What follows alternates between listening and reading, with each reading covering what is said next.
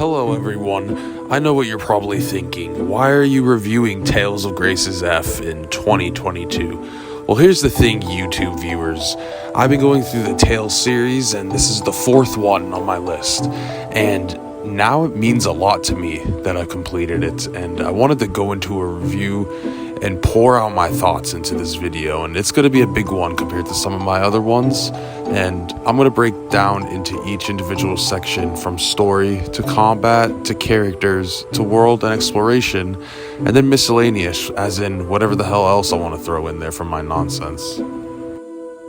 There can also be no other way that I start off this review other than starting with the characters, because the cast of each Tales game is what people know it for, and it's usually what I see shines in each of these entries. And I'm gonna have to switch up the vibe on you guys a little bit because this game has some wacky characters, so let's take a look at them for a sec. Whenever I get dirty, I think about stopping time so I won't get any dirtier. Then I'd never have to take a bath. When you say things like that, your suitors may start to lose interest in you. Suitors? What suitors? What? Hey, Hubert, why don't you answer? Me? Why do I? I mean, for me, see, that's not particularly a problem. Of course not. We all know you're... Addicted to her aroma, right? Ew. Now we gotta start off with rich young pretty boy Asbel Lant, the MC of this Tales game. You know, the main character, the guy that's gotta go through the big redemption arc. I'm just kidding. He is actually one of my favorite protagonists for many reasons. One, I can start off with the little details as in his design, his hair. I think he's dope as voice actor. And he could be a cocky bastard sometimes, but you know, he means well most of the time. Thank you. How could you have been so stupid? Okay, he means well most of the time. I didn't agree with a couple of the scenes of his writing, but overall, I really did enjoy this character, and I even saw some of myself in him slightly. He would suddenly just jump out of a negative situation and feel like he could overcome it, and it ended up leading into some cockiness and shitty situations on his part, but overall, he grew so much in the time span of this game of my 100-hour playthrough. And yeah, I just think he's a dope-ass protagonist. He meant a lot to me all game. I was invested in him, and I rooted for him. That's what you want, is to root for your protagonist. I bet we can build the same immunity if we eat some of these monsters. Eat them? We could marinate the meat with a spice rub and serve it with red wine. Too much trouble. Just cram a spit up their butts and roast them whole. What? Unbelievable. Now, Sharia here is best girl. I don't make the rules, bro. But yeah, Sharia is just my favorite.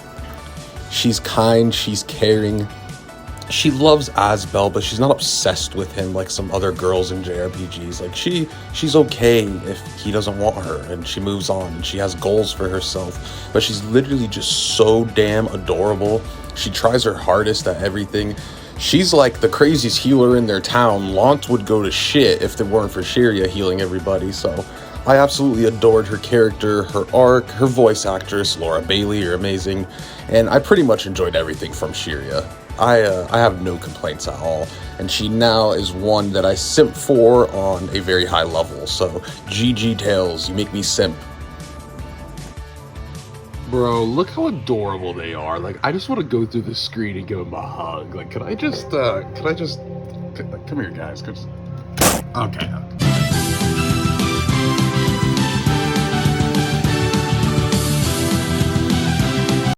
Pascal is just absolutely hilarious. She's so spunky, and she literally makes me laugh my ass off to where I basically get abs, and she's always in people's business. She just doesn't really care. She just wants to do all her work and experiments and never take a bath and smell, and oh, Pascal's hilarious.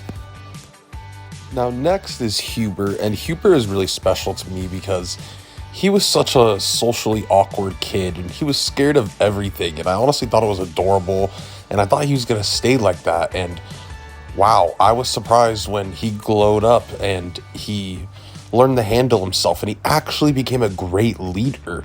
And from that, he became a good fighter, and he's just dope. He's got these sword guns, and oh my gosh, I love Hubert. He totally grew out of his shell by the end of the game, and I really admire him. Plus, the way he always acts around Pascal is just hilarious and adorable.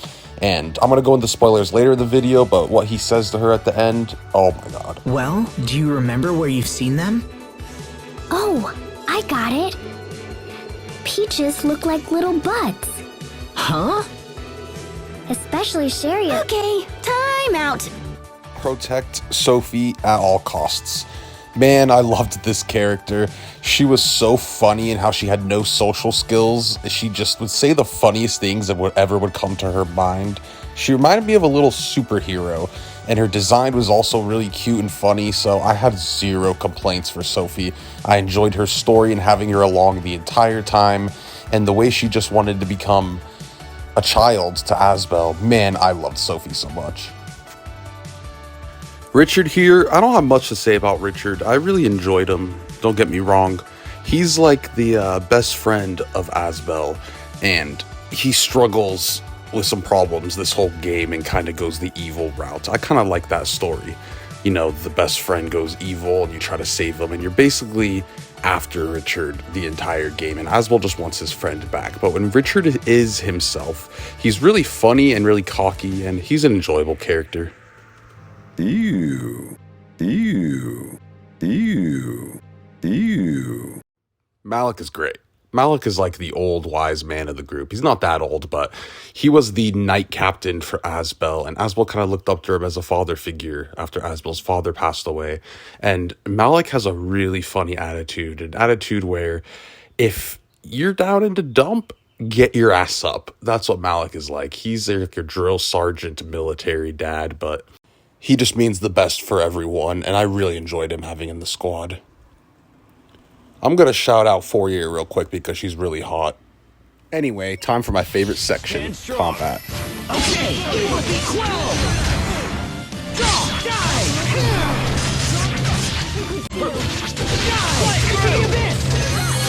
So a quick rundown of what you're going to be doing in Tales of Grace's combat.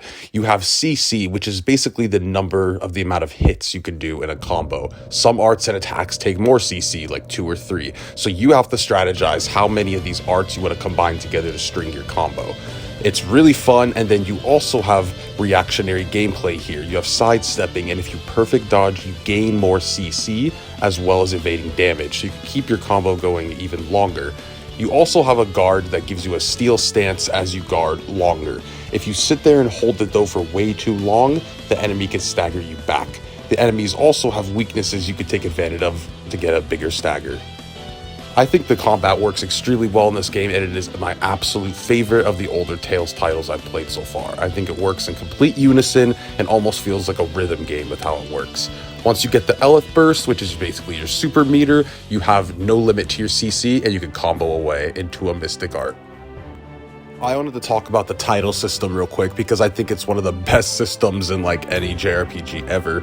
Growing levels gets old after a while when you play 100 JRPGs, and the thing about titles is that each title comes with, let's say, 5 different abilities, and you gain these SP points, which is basically like XP after each battle, and you unlock these abilities as you gain more SP points, and you keep these abilities once you unlock them, and you can either keep going and master the title for more stat buffs, or you could go on to the next title and start going more abilities. Why I love this? Because you could choose the route to build your character. Another amazing thing from it is each title has a special ability that only works when you have it in. So let's say I put a certain title in, it's going to give me more physical and a base attack, let's say. So I'm going to use that before a certain boss, which just brings so much strategy. And then I just always am going through my whole party and choosing what titles I want to go through next and which ones do I want to master. And it's going to bring a whole bunch of variety to everybody's playthrough. I think it's one of the most fantastic systems ever to level up your team. It brings a new mechanic on the side of just growing levels from XP, and GG Graces. I absolutely adored the title system. So this game had numerous ways to build your team. Each party member played very distinct and all of them worked in unison. You have reactionary gameplay, which basically makes it so if your AI dies, you can completely win the battle on your own, which I love. The game rewards you for taking risks. I think the combat system shines in this game 100%. I don't really have complaints besides some of the boss design was a little weird. They would send mob enemies with the boss you were fighting, which I just don't agree with.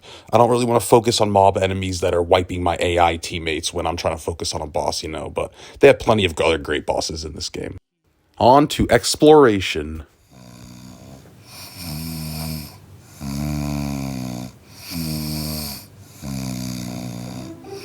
I'm just playing. This game had some beautiful environments and actually a puzzle that I really enjoyed towards the end of the game with these crystals where each floor had enemies with certain status ailments they were going to give you.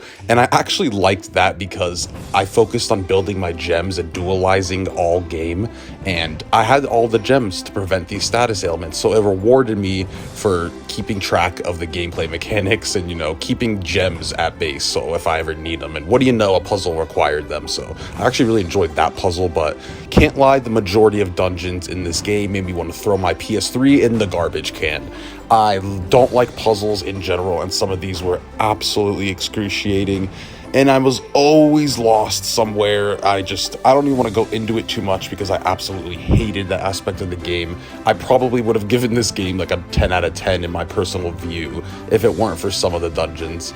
They just dragged out gameplay. It almost was like they tried to extend game time with some of them because some of them were actually easy, except they made you go in circles and look for stuff like wall bridge. So yeah, not my favorite, but it did have beautiful environments and it was fun to explore anyways, because grabbing all these little nooks and crannies to go dualize with, that was a lot of fun.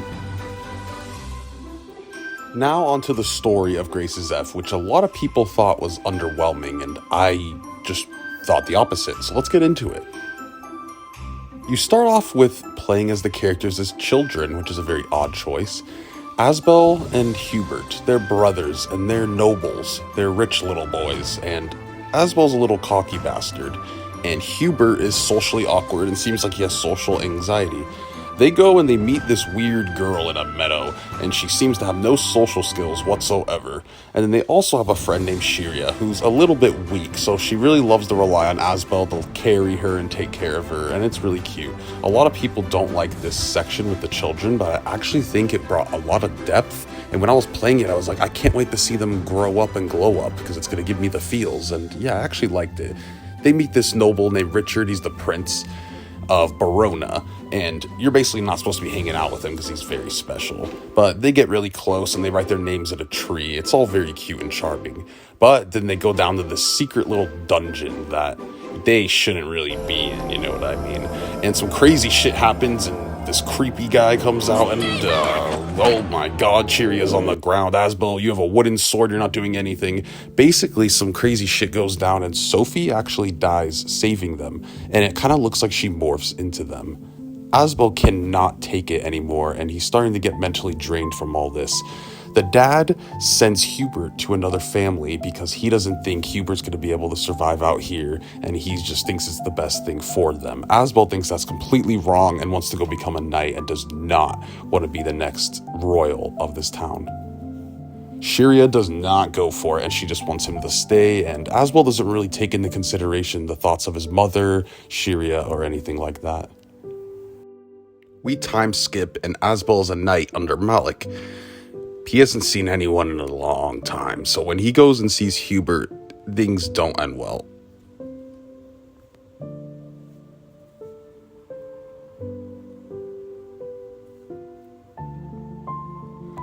So basically, Richard starts going crazy also, and it looks like he's being controlled by some sort of dark entity. So the entire game is Asbel kind of trying to fix his life and make amends with everyone while trying to get his best friend back, and the nation's trying to stop a war. And it is kind of a simple story, like people say, of friendship, of learning to grow, but I think it just had some fantastic characters, and it kept me interested the entire time. I couldn't say that for Exilia and Brazilia at certain parts of the game where I was interested this entire game. I wanted to see who Sophie actually was. I wanted to see who was controlling Richard. I wanted to see if Shiria and Asbel actually end up together. I want to see if the entity that's controlling Richard is from a different planet or an alien or something. So I actually adored this story. I think the whole cast helped because, like I said, I enjoyed all of the cast, which usually doesn't happen. So I wanted to see their journeys and where they ended, and I cared about their friendships, so I didn't mind the slower parts where they kind of would just talk and they would go through simple life chart changes and stuff like that. So yeah, I actually enjoyed the majority of this story. There's definitely some weird writing choices and some odd voice direction, but for me, story isn't the biggest point, combat is, and this game gave me a lot of feels and kept me interested and just kind of became a cozy game to me, so that's all that mattered, and I loved it. But that is no different than you dying. It will be like the time I distributed my particles to save your lives. Except this time, I won't ever see you again. But in a way, we will still be together. It turns out the force controlling Richard and trying to destroy all the nations was an energy being from the planet Fodra, which was this desolate planet that they didn't know about, which was basically inhabited by humanoids and all this other stuff that was actually super interesting, but I don't want to go into because I'm not much of a story person, so I don't want to go too deep into that. But Asbel actually ends up carrying Lambda and knows that he won't turn evil or be controlled by him, and kind of ends up just housing Lambda as he sleeps. And then we go into basically Lineage and Legacies, the DLC portion or the extra added content, and another being from Fodra, which is basically this kind of defense system that wants to kill humans to keep Fodra safe, or at least that's what she thinks. They're called these Little Queens, and I thought this was so badass, this whole section in Lineage and Legacies. Very well then. The choice is made. Very well then. The choice is made.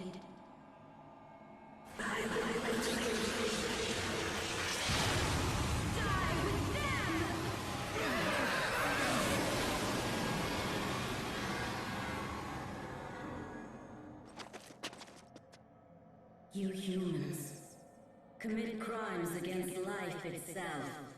Now pay with death.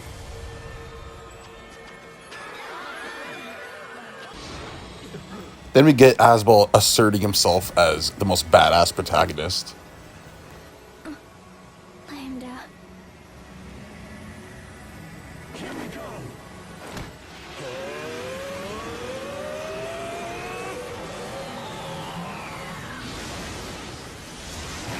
Lambda basically inhales all of the Little Queen's energy from Fodra and all this other stuff. It's a lot to take in, guys. It was like 112 hours. Give me a break. But I enjoyed all of it, and I'm playing through it a second time to, get everything else down. But everyone pretty much got their happy ending in a way.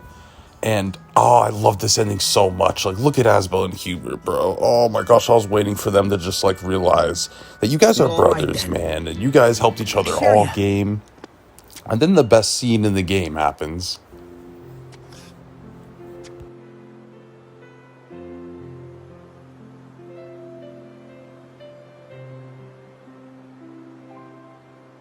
I know I'm always really bad with words, but please, if it's okay with you, I'm gonna cry. I want you to come live with me.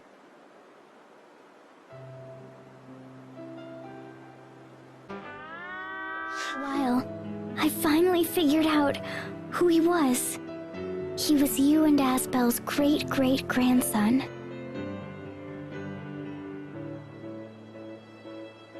At this point, I lost it so hard I probably woke up my whole neighborhood.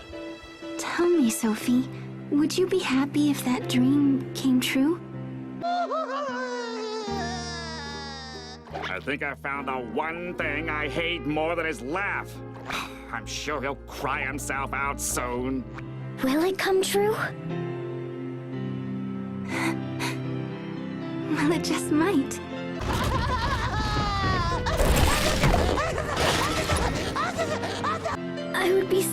happy if that really came true.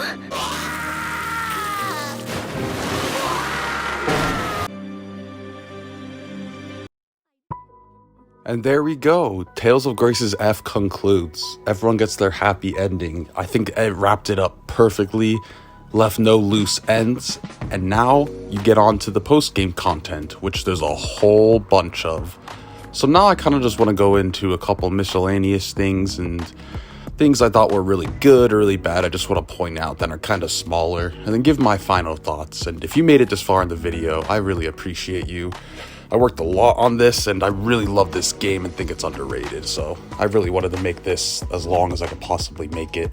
So I thought the dualizing system was really underrated. Not many people talk about it, but it made exploring really fun because who knows what nits and crannies you were going to combine to make something better. Kind of reminded me of the Atelier series where you're basically doing alchemy.